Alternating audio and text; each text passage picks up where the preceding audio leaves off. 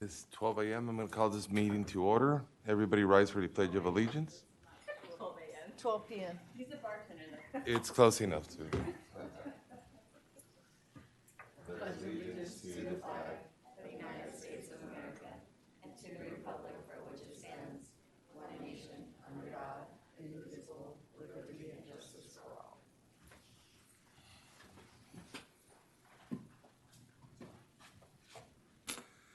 Okay, we're going to go into public comments. This is a section where public is allowed to make comments. We're not allowed to discuss. Do we have anybody for public comments?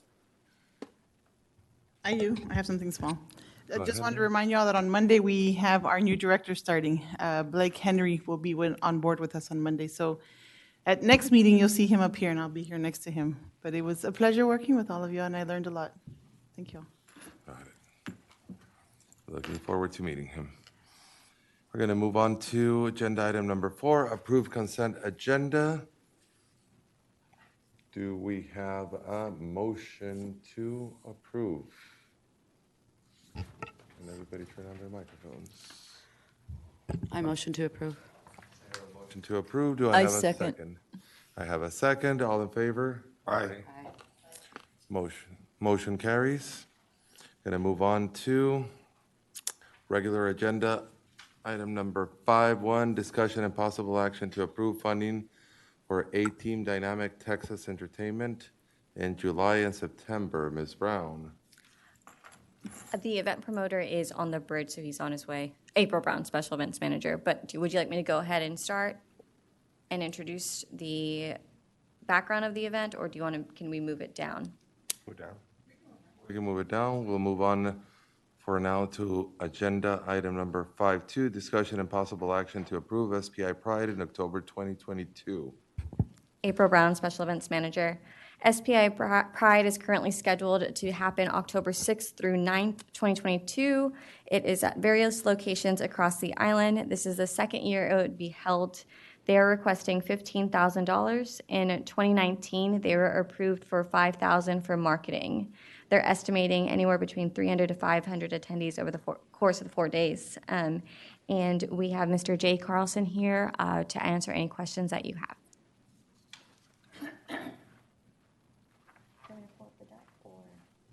Yeah. Just introduce yourself. And then when you're ready, we can. Morning, everybody, afternoon. I'm Jay Carlson with SPI Pride. I've worked on the Pride event for over 20 years. October used to be called Splash, and now we're calling it SPI Pride and trying to get the program a little different than Splash in April. We originally started this back in 1999, or I did, to support the Pride community, have some events for them, and to support the South Padre Island merchants. Back in 1999, October was considered our dead season, not our off-season or slow season, but our dead season. And having an event like this come into town was a great asset to the community, and I think very much appreciated. As time goes on, the October and tourism and has improved, so it's not quite as slow or dead as it used to be back in 1999. Paul and I decided to do our events separately. Paul's doing April Splash, and I'm doing SPI Pride. We have different visions on what to do on the event, and that's why we've decided to do that. We're still very good friends. My vision for the Pride is a 4-day event celebrating Pride for the Pride community, friends and family of the community, and also to involve the merchants on the island into the festival as well. I would like to see, or my goal is to have every restaurant, bar, t-shirt shop, and boat trip filled with Pride patrons and Pride's friends and family, and for the island to appreciate our coming to the island and understanding the purpose of our event.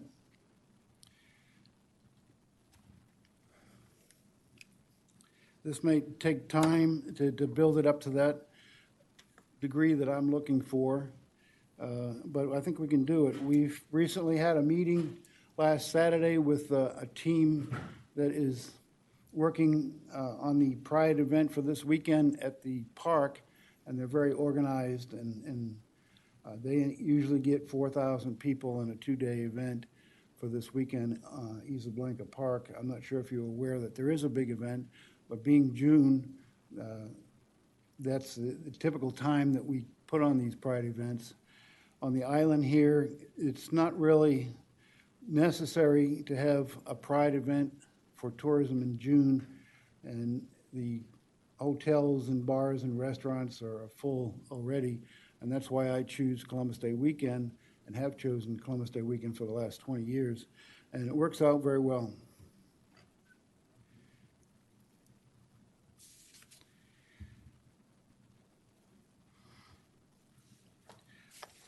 Like I said, this is a 4-day weekend. We do ask the city to allow us to put flags down the medium on Padre Boulevard. This is an attempt to welcome the Pride patrons that are coming on the island and the friends and family of them, and also to let the merchants or remind them that it's a Pride weekend. I'm not sure how many times I've talked to people on a Monday and say, hey, did you go to the event this past weekend? And they say, what event?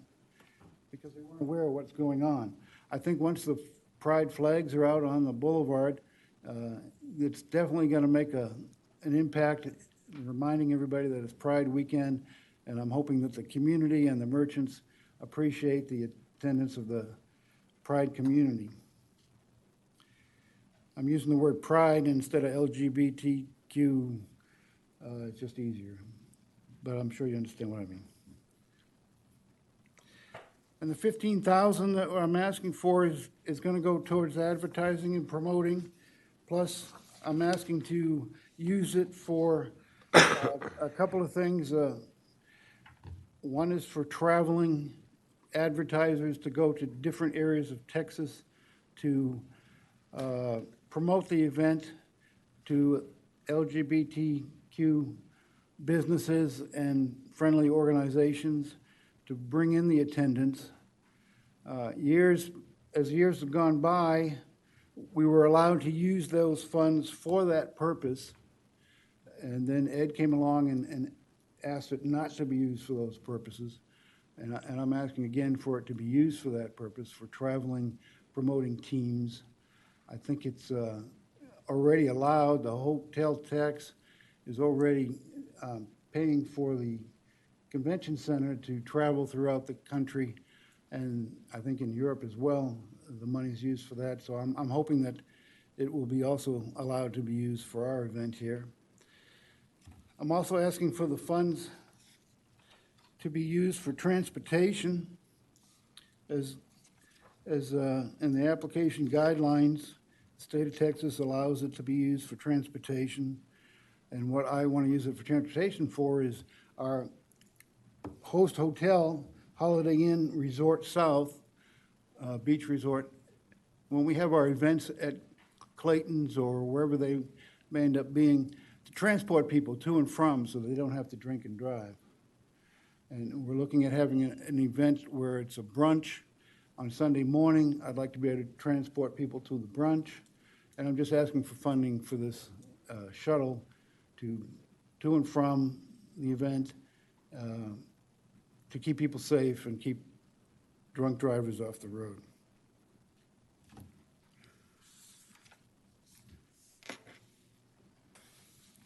The meeting that I had Saturday, we had a lot of good ideas come up, and Commissioner Roy De Los Santos from Brownsville has volunteered to help with the advertising, or not volunteered, but we're going to be contracting with his team. They do the Sombrero Fest, promoting and advertising. It's called Influx Marketing, and we're going to team up with them to help do the advertising, and that's where the bulk of the $15,000 will go. We also be doing Pride brochures like these here. This is for the locals, to get merchants to get involved with the festival. They can advertise here, promote their business, and we'll hand these out and give schedules to the participants that come in. We also do another flyer like this one here that has a schedule of events. So the money will be used for publications as well. I think I'm doing something here. I just screwed it up. It's IT. It's okay. You're good, Ben. You can put the presentation back up. Okay. And how do I change it?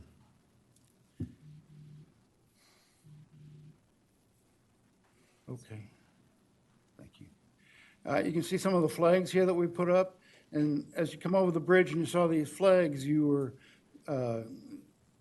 stands right out, and we had a lot of people stop and want to have their pictures taken with the flags during this period. We had troubles with the flags in the beginning, with Randy getting some complaints, and I would put the flags up, and 2 hours later, Randy would say, I have to take them down, and the next day, he'd say, go ahead and put them up, and then the next time, 4 hours go by, you got to take them down, and then 2 more hours, you can put them back up.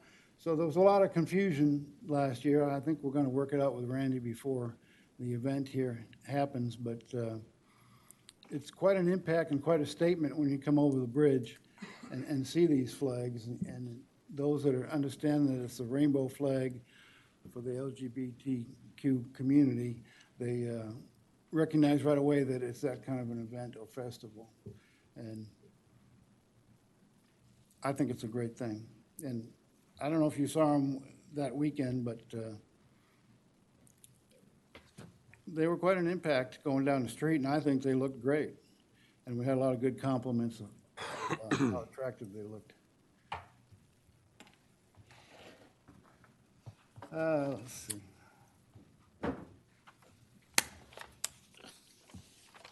I've presented a schedule. It's going to change a little bit because we've had more ideas and suggestions as of last Saturday, and I presented a budget. The budget, I think, is very conservative. It's going to be a lot more attendance than what I predicted.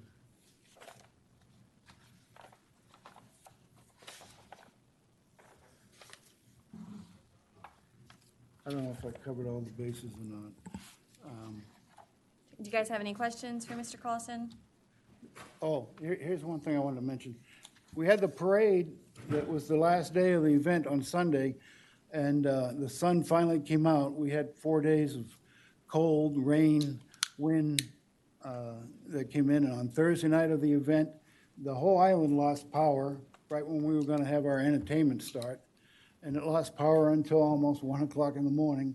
So it kind of killed that night. And the next 2 nights, we had wind-driven rain coming off the beach, so we weren't able to use Clayton's. It is covered and protected, but when you get down there, when you got a squall coming in, and that wind and rain's coming in, there's no way you can be under that stage. And it was just too cold to be outside. So the whole weekend kind of got squashed except for the parade. And when I talk about getting the community involved, this is it's a Cheltito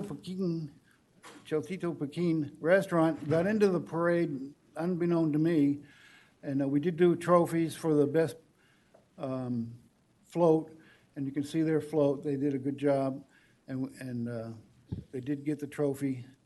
And these are friends and family of the Pride community, and this is the type of business support and involvement that I'd like to get going on the festival, and certainly for the parade. I think the parade just went really well. We had a lot of great attendance in the parade and great attendance on the sidelines. I don't know if you had an opportunity to see it, but for the first parade, Pride Parade that the island ever had, I think it was a great success, and I'm certainly happy that the sun came out. Okay. These are just some other, that's Jen, our celloist, that plays different venues on the island, enjoying the wings of the rainbow. And that's just another one of our floats. I don't know if I missed anything. Any questions? Questions for the presenter? Yeah, on page 5, you have that, you haven't required the insurance yet. Do you have that already No, established? No, I'm not gonna get the insurance until we're ready to be a go event and the parade's ready and coordinated with Randy at the city, because I've got to know all the details in order to get the insurance. We'll Okay, definitely have it prior to the event. all right. This influx marketing, I'm trying to find them.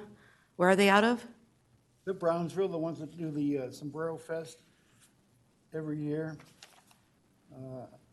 Only one that's coming up for me is out of LA. Let me tell you how it's spelled, maybe that's the problem. Okay. INFLUEX. EX, that's why. And that's, I'm wondering why you didn't want to go local. I thought that is local, Brownsville, Brownsville, yeah. are they going to be part sponsors? I'm thinking local as far as the island. I'm not aware of anybody on the island that can do this kind of marketing. It wasn't presented to me. Okay. And then, so $15,000 for, you want to add travel expenses for that one event? You want to go to different places and promote it? For this event. And you want us to pay for that? No, I want the hotel tax to pay for that. This is a 4-day event. I know, but you want us to travel for your travel expenses? Yes. Okay. In my understanding, the only reason why that the travel expenses get paid for by the CVB is to promote the island all year long, not for a specific event. Do what, sorry? That the travel expenses for the CVB, they get paid for the whole year, to promote the whole island, not for a specific event. So I was wondering why you would want us to pay for your travel expenses for a specific Well, we're not just promoting event. this event, we're required to promote the But I island mean, you as can well. do digital marketing to these places without being there. We're trying to generate some energy and excitement. You can't do that by not being in person. We denied travel expenses before, so it's kind of like, if we do it for you, we're gonna have to do it for everybody. So, You do it, because that's what this hotel tax is for. well, there's a fine line, in my opinion, of travel expenses, because, marketing, we can see black and white what you're doing. Travel expenses it's, gray area. Like I said, if we do it for you, and we've already set the Well, boundaries. I mean, it's done in the past, and it's only in the last 5 or 8. But I think we got rid of that because there was some issues with that. That's why I would say I would not be on board for the travel expenses. Correct. I agree. I mean, to clarify, yes, it is legal, like, it is stipulated. I think the reason that we mainly stick to marketing is because, let's be honest, even if the event goes or doesn't go, I'm not talking about your event in specific, I'm talking in general. If an event goes good or bad, the marketing dollars do come back to the island. We still get the advertising, we still get some kind of worth for the money.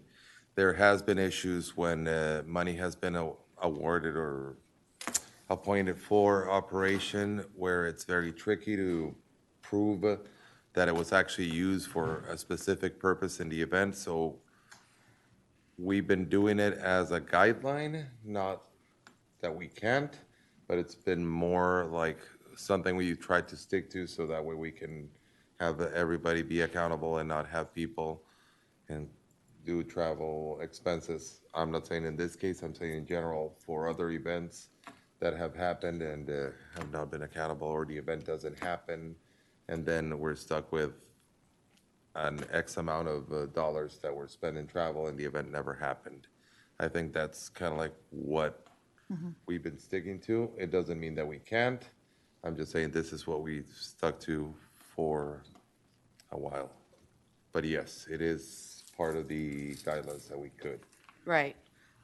It's just too much of a gray area for me. Correct. And Lori, what is our staff recommendation on this? So I have just a couple of questions before I do the staff recommendation. On your dates, we have a small dilemma. We have a walk for women, and I know you wanted to have a start point at the center, and it's not available, and an end point at Louis, and they are hosting walk for women. Are you open to new dates? I mean, because we want to, We did it in 2019, the same weekend. We've always done it Columbus Day weekend because it's a 3-day weekend, and people plan on it ahead of time to get the time off or to come for that weekend. We've done it for over 20 years on that weekend. And the last time in 2019, it was absolutely no problem. Randy was okay with it. They did their walk in the morning, we did the parade in the afternoon. I am going to talk to Randy on Thursday. I got a meeting with him. If there's an issue, and it doesn't have to leave from the convention center, it didn't last time. right. But I'm thinking that, okay, it's going to be bigger and better. Let's have a little longer parade than just have all the effort in putting floats together for a short parade. Let's make it worthwhile. That's why I'm saying the convention center.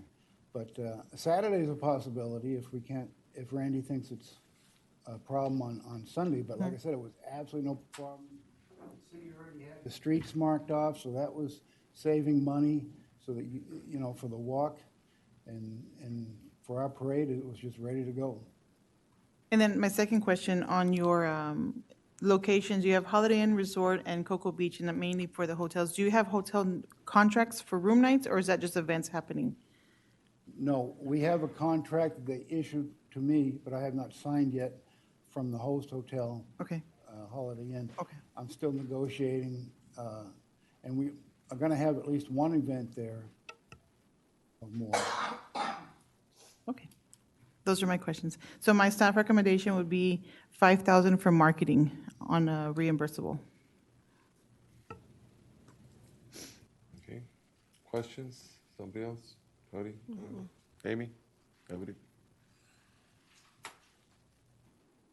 Motions? Somebody? Okay, I make a motion for 5,000 for marketing. I second. We have a motion and a second, so now we're open to discussion and comments. Any discussion or any? Nope. No, sir. Okay, well, all in favor? Aye. Motion carries $5,000 for marketing purposes. Thank you, Board. We're gonna go ahead and move on to agenda item are we ready for 5-1? Yes. Okay, we're gonna move on to discussion and possible action to approve funding request for A-Team Dynamic Entertainment in July and September. April Brown, Special Events Manager. So the dates, it's a request for three different events. The first initial dates are July 1st and 2nd, 2022, and September 4th, 2022. They'll be located at the Cameron County Amphitheater. This is the second annual event. They are requesting $30,000. It's broken up with three events, one $7,500, one $7,500, and the last at $15,000, all for marketing. And Mr. Nestor Garza is here to answer any questions that you may have. Just state your name and then they'll be able to. Hello, good afternoon. My name is Nestor Garza with A-Team Entertainment. And I also brought some analytics for our previous events. Should I pass them out to them? You can put them up here and they'll show them. Oh, okay. But I can pass them up. I made copies for each person. That's for Cowitzel last year, White and Beach this year, and Red, White, and Beach last year. You can use that. Go ahead and just state your name and.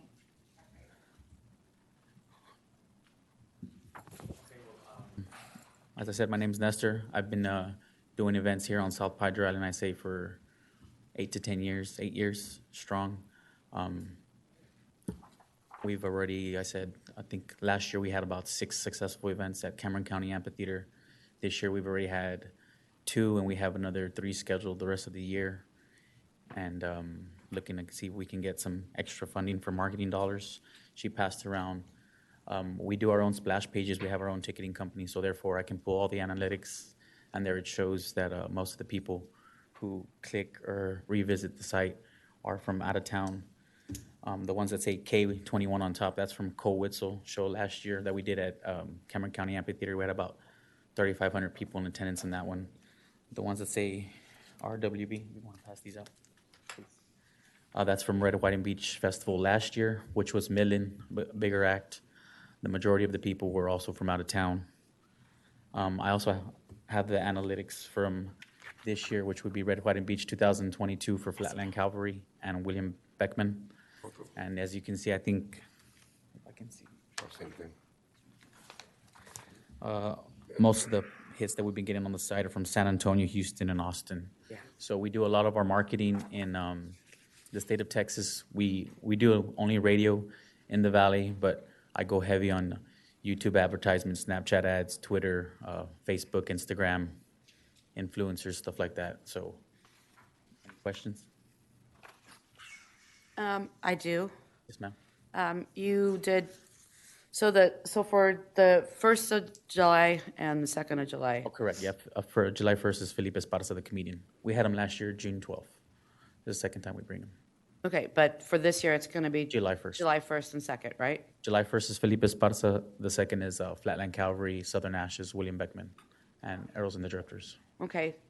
My question is, wouldn't you like to combine the events as far as the advertising dollars so that they'll buy a ticket for Friday night and Saturday night? The only problem is that it's a reserved seats in the front, if you've been to the amphitheater. So we can't really do a 2-day pass with that because... No, and I'm not saying a 2-day pass, but I'm saying Marketing? As far as marketing goes, July 1st, this performer, July 2nd, this performer, get your seats now. Well, that's the kind of the way I've been marketing in the sense of print ads and stuff like that. But for radio and stuff, we've done it separately because one's a comedian, the other one's a concert. So, and it's a little bit different because I don't know if you know the way artists work. On Friday, it's a different marketing budget. It's a back-end deal with the artist. So therefore, I can't really intertwine the expenses on both events. Okay, so but the 10,000 for then the first is specifically for the Felipe Esparza. Correct. comedian, right? Yes, ma'am. And then the second is specifically for the Lee Bryce? No, September 4th is Lee Bryce, which is Labor Day weekend, Okay. which is Sunday. Then the second day is who? Red, White, and Beach Festival of Flatland Cavalry with William Beckman. And that requires 2,000 more in marketing? That one, I think the marketing, I don't have it from me. I think it was. Have 10,000 for the marketing For for Felipe the Esparza. first, and then 12,000 for the I think, marketing on the I think I second. have it at 15. But yeah, that one's more. The cost of that show was more expensive than Felipe Esparza. I think But this is just for marketing dollars that you want, or are we No, paying just- for the, just marketing. the talent as well? no, just marketing dollars. I've already paid the artist deposits and stuff like that. I'm just a little confused as why it would be more for one than the other. Because the cost of the event is more expensive. It's a bigger act. It's a concert, live entertainment, not a comedian. Yeah, but that doesn't have anything to do with marketing it. Kind of does on the way we do our business because I'm not gonna go. If you know the Felipe Esparza $15,000 act, I'm not gonna go spend $15,000 in marketing when it's not needed. I kind of keep it at a base of where, it's feasible. So for William Beckman and Flatland Cavalry, they've never been here on the island, or they've never been in South Texas, period. So that's the first time. So I'm spending more money on marketing to reach more people. Felipe Esparza came here last year, June 12th, and we had about 2,500 people.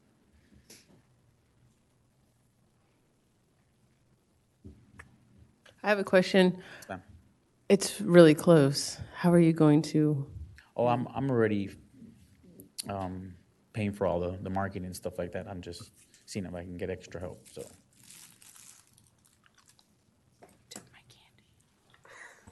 If approved, it would be on a reimbursement basis, so we would pay him after the fact when he shows the receipts. So you're basically going to take this money and amp it up? yeah, I'm still going to spend the money either way. So I was just. We own the own ticketing company, so afterwards I can even pull the reports on, I get the receipts of where exactly tickets are being bought, so I can provide that as well. So not difficult to do. So you stick to basically radio and digital media? Or digital billboards, and we do a lot of street team promo also the days leading up to the event here on the island. I get with hotels, I give them wristbands for $10 off for their clients, or we give them discount codes. I go to the local business and I give them usually free tickets to give out to their customers, clients.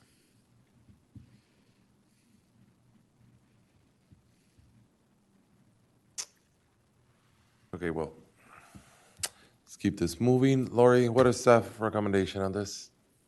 His request is for 30,000. I would recommend 15,000 total for the 3 shows, splitting it 2,500 for Felipe, 2,500 for Flatline, and 10,000 for Lee Bryce, because that's the larger one in Correct. September. And just so that, for the record, he also has room blocks at the Pearl and is able to fill them. And just so sorry to interrupt you, we do work closely with the Pearl. For Joe Lopez, we did like 15 hotel packages.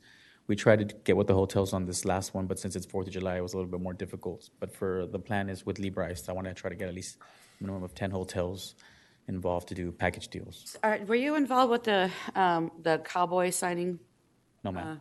It's not my event? No, ma'am. And also the Clint Black one? No, ma'am. Those are not my events. Those are separate promoters. Yeah, we asked the same questions. Okay. Need the ones that happen and that are successful. So just, No. just like the same that I did with Carl, I just want to specify. Normally, our committee stays clear of investing funds on big weekends that are already booked. Reason being, we're already at full occupancy. Why are we going to spend money on weekends that are already full? That is my main issue with funding events that are on busy weekends, in which case we have 4th of July, Labor, Memorial, et cetera. I personally prefer to fund events that are during the off-season, during when we actually need to help our hotels fill up. This is just a comment Right. in general. And I do have a question on this. So you said you have a book with the room block with the Pearl. What sponsors do we have right now? Is Isla Blanca sponsoring anything? Is Pearl sponsoring anything? Or is it all just you guys? Monetary wise, the Pro is sponsoring me. The last events they've done $1,000. That's it. So other than that, no, Isla Blanca doesn't sponsor anything. I rent the venue from them. Okay, gotcha. And you've already secured the contract to rent the amphitheater? Yes, ma'am. Okay. Yeah, no, I have all that already done. Deposits been paid, everything. So the shows are gonna happen either way. So Yeah, and I think that's my biggest the recommendation. event's been on sale already for like I would say 2 months. Both events. We haven't announced Lee Bryce yet because I usually like to wait since it's country and then Billy Currington's already coming July 13th. Oh, sorry. I was gonna announce it during the Flatland show. So, but that is a Sunday, just so you know. It's not, and Labor Day, as we know, is not a heavy weekend on the island. It's been a slow weekend for the last years. So, it is a risk. And this would be Lee Bryce for, And I don't want to toot my horn, but I'm going to be honest with you. Memorial Weekend, we brought some of the biggest concerts with COVID, so Randy Rogers in the last couple of years. So I think that has a lot to do with people flocking to the island on Memorial Weekend. It might not be a big chunk, but it's a reason why people do come to the island. As you can see from Coal-Whitzel, I think you guys got it. The majority of the people that came, the top 3 ticket buyers weren't even located in the valley. They were all from like Lubbock, the Dallas-Fort Worth area, and Austin.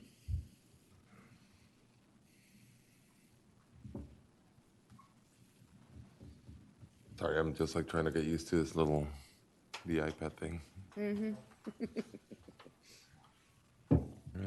open July 2nd. Okay, any other questions, anybody? No. So basically, just to understand, because I kind of caught the tail end on that one, April. So the money has already been spent on advertising. This would be more like a reimbursement? This money has not been spent. This would be to enhance his current marketing efforts. And we would be geo-targeting, or he would be geo-targeting more of the Texas, Austin, Kyle. Go ahead. Well, I'm already spending the money. I mean, No, I'm already I know. advertising right now. Obviously, Like, of course, by I'm not gonna- this, yeah.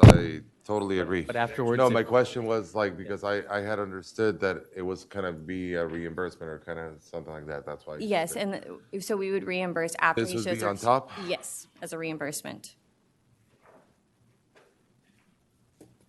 Okay, Mr. Till?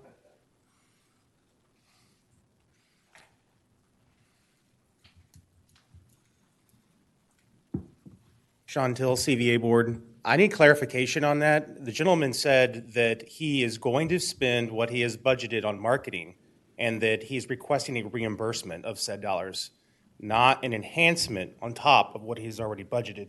Is that correct, sir? I'm already spending the money, but if I can get an enhancement, then I would go ahead and add the funds to the marketing dollars I'm already spending. All right. Thank you. That's what I wanted to make sure. Yeah, that's. Whatever money that will be granted today will be in addition to what he has already Spent. budgeted Correct. to market these events on South Padre Island. That's what I need to, that's where my comfort level lies. Thank you. Gotcha. Yeah, that was kind of my, Yeah, no, okay. After the event, yeah. Mhm. okay, so. Moving along. I mean, I'm kind of tempted to make a motion, but I'm going to let everybody else. Well, I mean, I'm following you as far as the lines of like, you know, July 4th weekend is insane here. You know, people are going to be here. I don't really know what he would be able to draw. We wouldn't have room for anybody else right now on the island because it's crazy busy already. And if you've already started advertising for these events, I don't see how an enhancement would really help to draw any more beds and heads. Heads and beds. I had that backwards. I do it all the time. That's where my issue kind of lies with that part. Now, say for Labor Day weekend, you know, I can see the enhancement for that, but I just can't see it for when we're probably overbooked for July 4th weekend, being in, you know, the hotel and bar industry. I mean, and food service. I already know we're insane. So. I agree with Meg. I mean, July 4th is a hard weekend, but I can totally see Labor Day because Right. it's our numbers decline, it seems like, every year. So I would agree to more so Labor Day weekend, you know. Yeah. I'm not saying no to this one, to July Yeah, 4th. I'm just, and we can push the entire amount to just the September one. It's y'all's discretion. yeah. I would feel That good would about be, that. I'm okay with that as well. That would be more to. Our benefit, for sure. And I haven't said it, I didn't, but we might have another event booked for the Saturday of Labor Day weekend, so it might be a 2-day event with a band just the same caliber as Lee Bryce, if not bigger. So, More funds for the marketing, you know, for that one and really blow it out of the water, be better. Okay, another question, Lori. What is our history of funding concerts? We don't fund concerts, we fund marketing. Yeah, well, the marketing for concerts, have we done it? We have in the past. We have in the past. Mhm.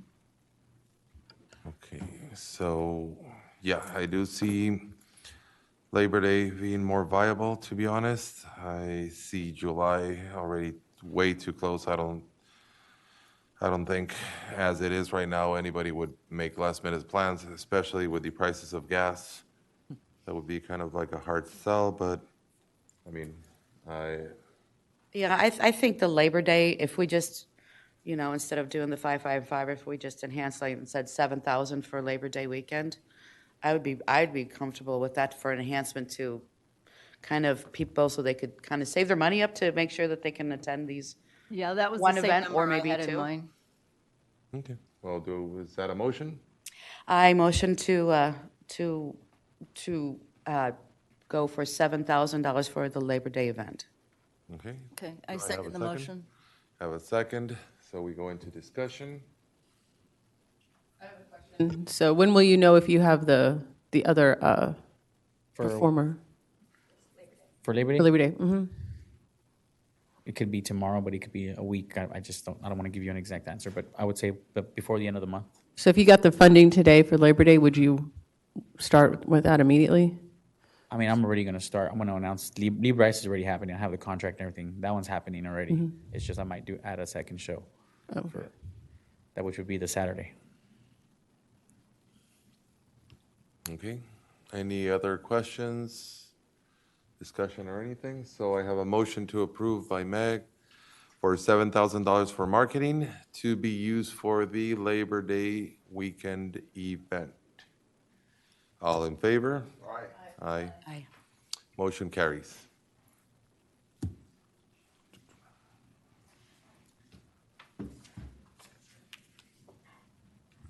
And we're going to move on to item agenda 5.3, discussion and possible action to approve Aurora Fest in September 2022. Ms. Brown? Aurora Festival is scheduled for September 24th, 2022 at the Cameron County Amphitheater. It's the first year that it's being held. They are requesting $49,000 and estimated attendance of 5,000. We have a video, and then we also have Mr. Art Rios here to answer any questions. We'll play the video first. Good afternoon.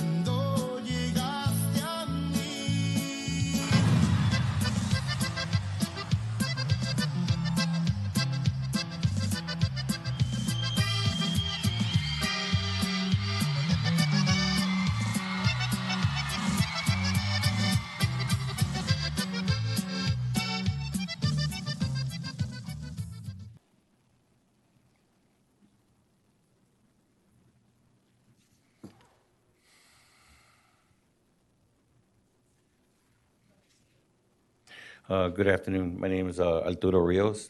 I'm with A-Town Productions. We're here to promote and have an event September 24th at the Cameron County Amphitheater. We've been trying to bring the Tejano regional, Mexican regional music here to the island for the past year. Last year we were scheduled to do something, but due to COVID, we canceled that show. So we're trying it again this year. This is the first time coming to the island. We've done other events in San Antonio and throughout the state of Texas. Joining me here today is legendary Tejano artist Tony Guerrero La Sombra, Grammy nominated, and a legend in the Tejano industry. He's also representing the Cumbia Kings, which are also right now Grammy nominated and bringing in a big influence in Mexico and throughout South America. We've produced a powerful lineup and to try to bring during off-peak season here to the South Padre Island, September 24th. I live here on the island off and on. I commute back and forth to San Antonio, so I know how the island is in September. So with this powerful lineup, we're estimating a great attendance. We're trying to, we will be marketing Monterrey, Mexico, San Antonio, Austin, Dallas, Victoria, and Corpus Christi, and of course the Valley. I think April handed you out some brochures from the radio stations that we've already contacted with their estimates. But I also reached out to Univision, and they gave us a marketing strategy, which I have here in my hand, and is a proposed Univision television with VIX TV out of Monterrey, Mexico. And April, if you can give them, pass this around. This is a, Ben, can you pull up the, okay, oh, thank you. so they can see the document, Ben, please? They'll be able to pull it up. Okay, all right. Univision, we contacted them because of the fact that this is what they produce for us for Cameron County Amphitheater, Univision 22 marketing strategy with the monthly investment of $25,600. What they're gonna do for us, they're gonna provide us the radio spots for 45 days prior to the event. They're gonna promote TV ads on Univision and Dallas, Austin, San Antonio, and Mexico, Monterrey, Mexico, and covering the valley as well. Their strategy for us, we have all the spots that they've provided us for availability. And so our strategy is to, make a big impact on trying to reach out not only the younger audience due to the Cumbia Kings being a real powerful lineup, which they can bring in the crowd from 18 to 30, 40 years old, mixed with the older crowd, which would, bring in an age group between 20 and 50.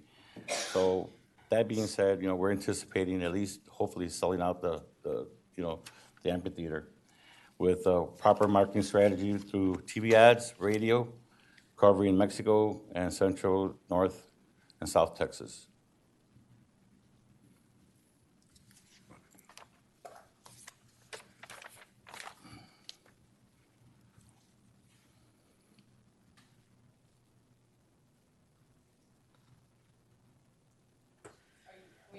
Yes, ma'am. Yes, ma'am.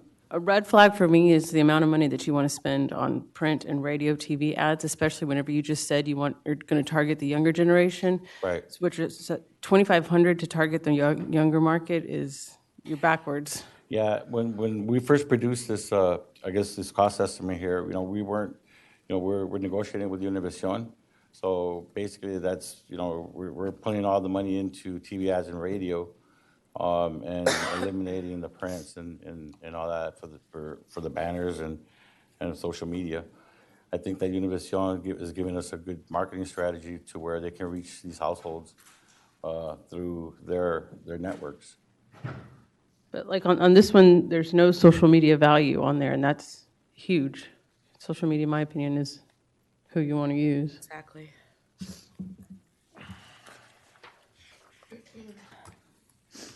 What are the wattages of these radio stations that you're going to be advertising on? Pardon me? I couldn't hear you. The wattages, how far do they reach? What's their audience? Because some of these packages are like super expensive, and I was just trying to look up what their wattages were. So the thing about advertising on radio, if they're only a 25,000 watt station, so that'd be like a radio on the island would only reach part of Brownsville, part of Harlingen. Like it's not a huge area. With all the 5K, the higher the wattage, the radio station that you advertise on is going to reach a bigger audience. That's why I was wondering. I know that Super Tejano, their audience covers McAllen, well, basically all the valley. I know that KLMO, they have mother stations in San Antonio, which covers the San Antonio area, and also in Victoria, Texas, which covers the Corpus Christi. So I don't know. I'm not a radio guy, so I don't know the exact wattages that they carry.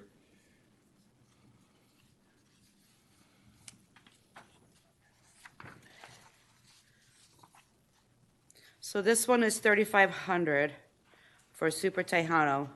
Right. And the one I have on my screen with the Cameron County Amphitheater Univision marketing strategy for TV covering Mexico and Central Texas through Univision and 3 radio stations, their total package came out to $25,600. And that's including TV ads and spots. Okay, April, can you share this with them? Do it so they can all see it. Okay. It's easier. It's easy, all right.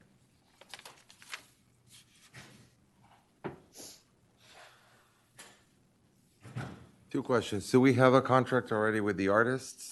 Yes, And do we have a contract with the amphitheater already? Yes, Mr.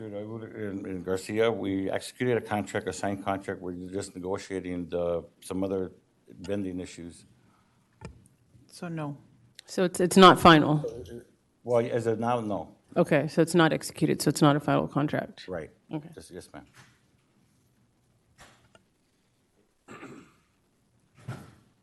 Okay, I think it's a lot of money for our first event, in all honesty. I mean, I understand the advertising, what you have here. I have a background in radio back in the day.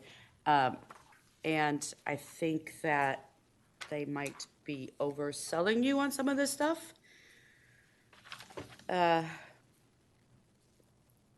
a little confused why Mexico would be more expensive to advertise on than the American broadcasting, because ours is a lot tougher.